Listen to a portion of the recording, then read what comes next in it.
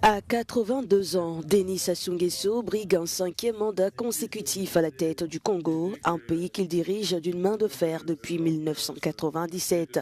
Le chef de l'État congolais appelle désormais la jeunesse à se préparer à prendre la relève.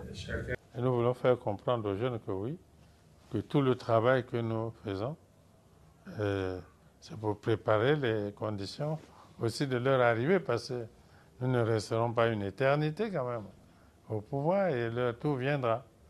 Et parce que nous avons été aussi jeunes comme eux.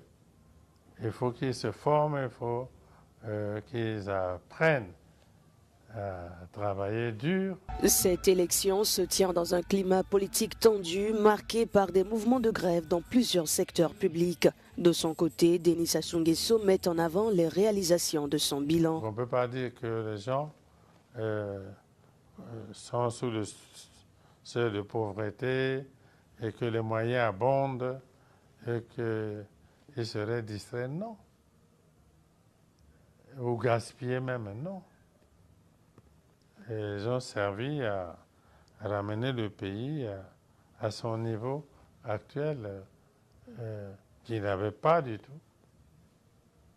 lorsque notre pays a accédé à l'indépendance. Deux anciens candidats à l'élection présidentielle sont toujours détenus pour atteinte à la sécurité intérieure de l'État.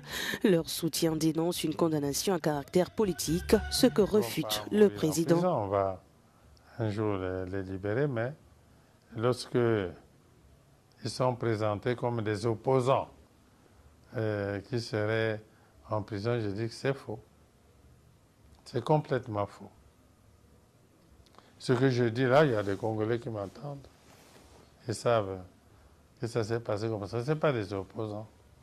Ce sont des jeunes gens, des collaborateurs qui ont voulu tenter une aventure qui n'a pas marché. Le président sortant affrontera 6 autres candidats lors du scrutin prévu le 15 mars, dans un contexte où l'opposition divisée et affaiblie semble avoir peu de chances de l'emporter. En cas de victoire, ce mandat serait le dernier autorisé par la Constitution.